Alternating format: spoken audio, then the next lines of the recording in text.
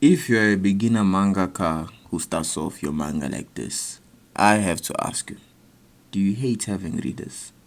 No, seriously, this is a serious question. Do you hate your audience? Or maybe you do this because you think we love you so much. Do you love yourself that much? You'll never improve as an artist if you don't have more insecurity than that. Who do you think you are? Anyways, I'll show you how to fix this problem so we can enjoy reading your story without skipping those pages and still knowing all the things you'd write in those pages that we skip. Listen, I'm not your enemy. I understand you. You care about your story so much and you want us to know all this stuff before we get to the good part. But that's just it, man. You don't care about your story the way you do. That is to say, readers don't care about a story the way a writer does. You write the story knowing why you love it, but a reader can't love your story before reading it. And if the first thing you show them is... Imagine going up to a girl you don't know and telling her how much you loved her and dreamt about her. You can just smell the cap from that. You need to first get to know her so that, if you do tell her you love her, you know why. And more importantly, she knows why. And even more importantly, she cares. If you want us to know all that stuff, you need to make us care about the story. Either make us invested in a character and use them to explore the stuff, or make us invested in the plot and use it to reveal all that stuff. Make us care and use that to pour that stuff down our throats. If we wanted to learn stuff, we'd open a textbook. Manga is an entertainment medium, and things are done differently here. Your goal for the first page is not to set up your story. That's your goal for the whole chapter, or the whole act 1 if you're doing a one shot. Your goal for page 1 is to hook a reader into turning the page, and you do that by triggering us to ask questions. Let's look at some manga openings to see what questions make us want to turn to page 2. Alright, so I'll be reviewing 2 indie mangas, because if you haven't noticed, that's who this channel is for. Like and subscribe. And 2 professional mangas, because we still have to strive towards an ideal. Our first contender, Unreleased Situation by Punsi Arts. So this manga is not released, so I'll link his Instagram so you can check out his art. It's actually good stuff. Yeah, all I've seen is the first page, not the rest of the chapter, so I won't know what's going on. Just from the first page alone, as you can see, there's lasers. The female character on the left says, "That was a stupid idea." The one on the right, "It was a stupid deal, I had to." You could have just declined. Too late to apologize now. We could have avoided it. So we have a classic duo. We are introduced to this duo. One is rash and the other one can't control the rash one. There's also a deal going on, and I'd say the deal is what this first page should focus on. It's like, not focus, it's the highlight of this first page, because as a reader you will turn the page because you want to know, aside from what the hell is going on and what's going to happen next, which is like the questions you ask yourself for the classic in media res intro. You are asking yourself, what is this deal? You can see the tone we have. You can see this is going to be a manga that focuses on these characters and their dynamic. You can see it's going to be action-packed. I mean, we're starting off with lasers. Nothing says action-packed more than that. That's what we get from this first page. So based on like reader profiling, you know who you are if you would turn this page. For example, if somebody likes thrillers or drama and stuff, this wouldn't be for them. So I guess that's another thing you should note about your first page. It's like a filter for, who would read your manga. If you set your tone accurately enough, people who would read your manga would read your manga. Unless like you do everything wrong somehow. Should I review my first page? I haven't read the rest of the chapters, so I'm not even sure if what the tone I'm getting is how it's gonna go, but that's the impression I'm getting. We'll wait for him to drop and we'll see if I was on the mark or if I was talking out of my bums. Anyways, I'd say this is a nice first page. It's not too complicated. You won't blow your mind with too much information, and it's also not too simple. In media res is just what's happening and what's going to happen next, but there's also the added question of what is this deal they are talking about, and I guess the question would be, is the deal a big enough reason? For me it is, but I'm easily impressed, so I might not be your guy for that. In conclusion, please check out Punsi Arts Instagram, support a fellow mangaka. Thank you. Our second contender is Müsnah by Psykhophear. This is a released manga, so I'll link it in the description. There's been 30 chapters out so far. This is page 1. I'm reviewing of chapter 1. We start off with a panel in the woods, and we see that there's a dude running, and then we see that he's being chased by guys. The tone is set. This is dark. Remember, I've read the whole chapter, so I do know that what we are getting here is like the tone was set correctly. It's a mystery. It's horror. This is horror. I would say the only thing in page 1 that tells me this is horror is the woods and the dark. It could, for all we know, it could be it could be John Wick.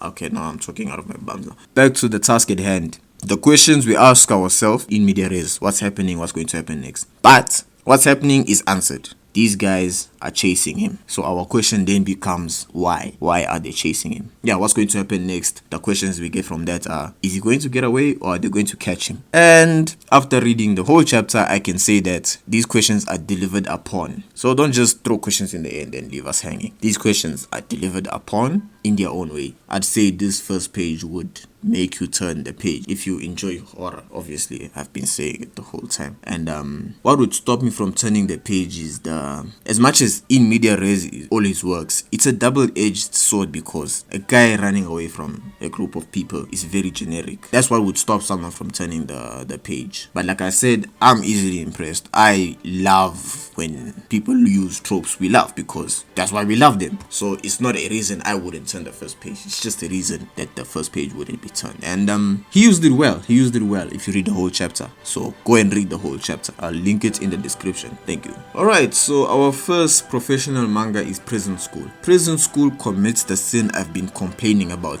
in this video. They introduced the school. Who the hell cares about the school? I mean, assuming you haven't read the plot synopsis. But we are still on page 1, so don't write them off just yet. Once we're done with the setting, that's a classic format for manga, by the way. They show us the setting and then they get into the character. So once they have us see the setting, we cut straight to the main character being perplexed about something. Wait, what's going on? Is this? And you want to know what's going on. He asks the questions for you. Like, why is he shocked? What's going on here? It's simple. That's what makes you turn the page. Wait, what's going on? Is this? And I will admit, it would not work if they didn't even introduce the school, because it's working because we know he's in a school and he has no reason to be looking all perplexed. Like, what could he possibly be seeing? Did somebody's hand get chopped off? And if you know Prison School, you know why he's shocked. If you read the plot synopsis, I don't think this would hit you as hard. So I guess it hit me because I didn't know what this thing was about. I swear I didn't know. So if you're going into this blind, you will want to know what the hell is going on in the school. It's a school. So yeah, it's a very effective first page. It's a nice use of the info dump because they give you an info dump where you would be like, hey, it's just a school, but there's something that's happening, a colossal turning point for the academy. What is that? That raises questions. And yeah,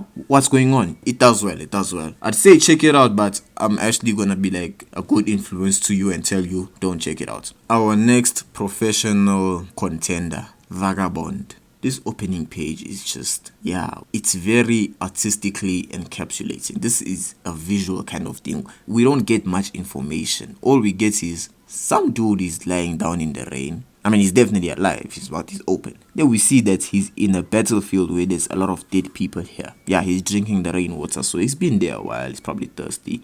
And I'd say the question it raises is, what happened here? It's a very important question because, it's a different type of in media res. Do I even call it in media res? Are we just thrown in the middle of action? No, we are thrown at the end of it. And it raises questions. What happened here? Why is this happening? Why are we at a battlefield where everyone died? Why were they fighting? We are triggered to want to investigate. But if you read the whole chapter, you just get answered easily. There was a war. I mean, you already knew that. You see all these dead bodies. But that's not what matters. The question is, where is this dude who survived going? And you can see that he survived, but you're too busy thinking about what happened at this battlefield to actually think about what's going to happen next with him. So when you read on, forget about that. Forget about reading on. Let's focus on page 1. Yeah, we are done with page 1. That's what makes you want to turn the page. You want to know what happened here. And I'd say check it out. Definitely check out Vagabond. But what if you have to write all this stuff? Spread it out. Don't feed it to us all at once. Start with a piece of info, then show us something that leads to another piece of info, then more things, then more info. Build it up slowly and make it seem as natural as possible. Make a thing happen that makes us need a piece of info, then give us that info. Or even the reverse, give us an info we need to understand a thing that we're about to see. The ultimate way to make us care about all this stuff is to make the stuff matter. That's why we hate seeing stuff first. We aren't sure which stuff matters as readers. As a writer you know, but as a reader you don't. That's why you spread it out if you have to show us the stuff. If we don't know which stuff matters, we'll assume all the stuff doesn't matter. We won't be able to retain any of the knowledge if we don't have an understanding of what matters. A good rule of thumb is to make sure you're sharing one piece of information per speech bubble. You can't go wrong with keeping it simple. And this piece of info must pay off as soon as possible in chapter 1 or act 1. Your first page must ensure us your info dump matters.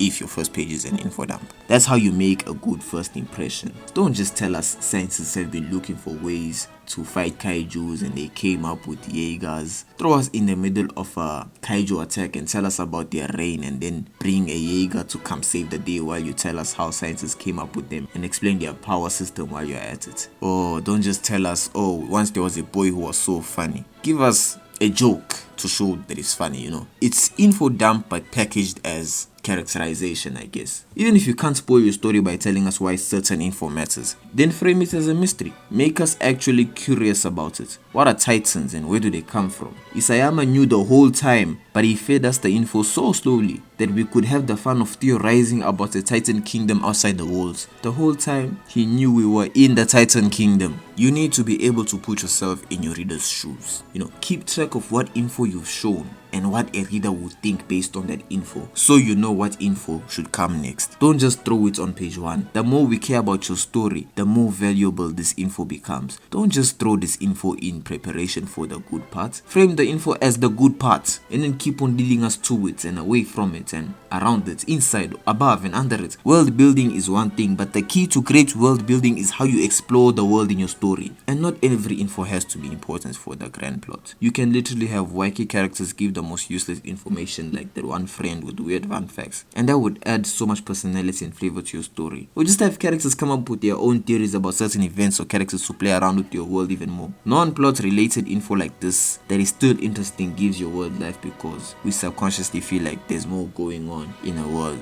than just the plot. But I digress. If you like this type of video where I review indie manga and compare it with examples from professional manga, let me know down in the comments. And if you have a manga that you would like me to use as an example in one of my topics, let me know in the comments, because I'm thinking of making a Discord group for that particular reason. If you like the idea, let me know in the comments so that I can make this Discord group and we can go from there. And if you would like your manga to be a whole video topic, then subscribe to my Patreon, please and thanks. And if you are interested in more ways to make your story feel alive, give this video a watch.